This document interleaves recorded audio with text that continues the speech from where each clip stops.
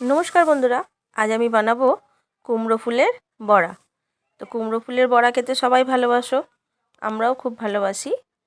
আর এই দেখো কুমড়ো ফুলগুলো আগে ভালো করে পরিষ্কার করে নেব, যেমন করে পোটাটা ছাড়িয়ে নিয়ে আর আমি ভালো করে পরিষ্কার করে জলে ফেলে দেবো।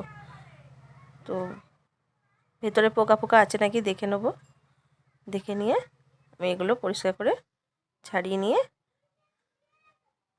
ধুয়ে নেব।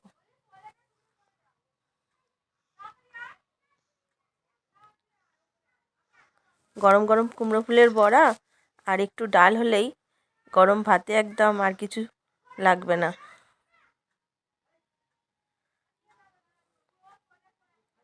তো এইভাবে দেখো আমি সবকটা ফুলগুলো ছাড়িয়ে নিয়েছি, একটু জলে ভিজিয়ে রাখবো।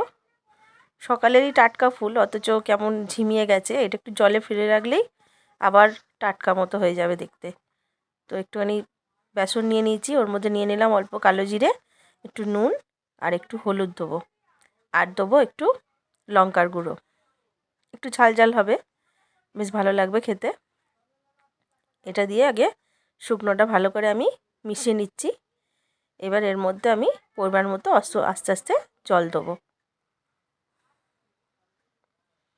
ভালো করে আগে মিশিয়ে নেব। দেখো মেশানো হয়ে গেছে, এবার আমি এর মধ্যে জল দেবো। জল দিয়ে দিয়ে আমি বেশ ঘন করে ব্যাটারটা বানাবো।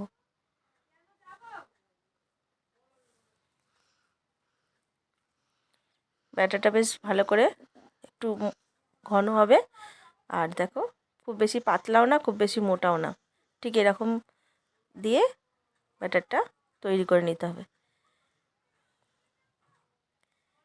এর মধ্যে এবার আমি দিয়ে দেবো একটু খাবার সোডা।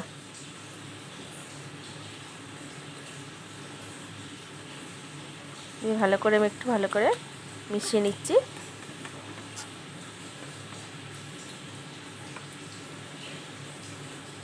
দেখো ফুলগুলো দেখো এবার জলে ভেজানোর পর কি সুন্দর টাটকা হয়ে গেছে।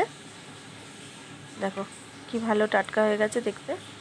এবার এগুলোকে আমি একটা একটা করে ব্যাটারে ডুবিয়ে তেল গরম করে ভাজতে দেবো।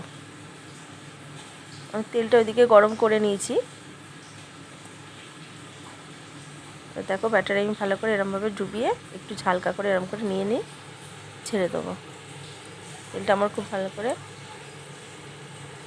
তেলটা বেশি গরম করার দরকার নেই, কেন ব্যাটারটা আস্তে আস্তে শক্ত হবে।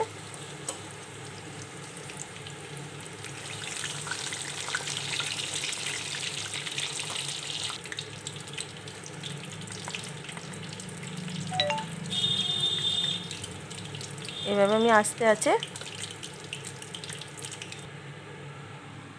বড়াগুলো ভেজে নেব।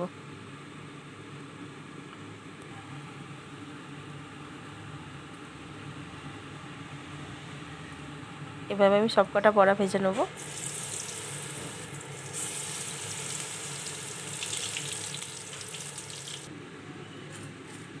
বড়াগুলো একদম মুচমুচে করে ভেজে নিয়েছি। দেখো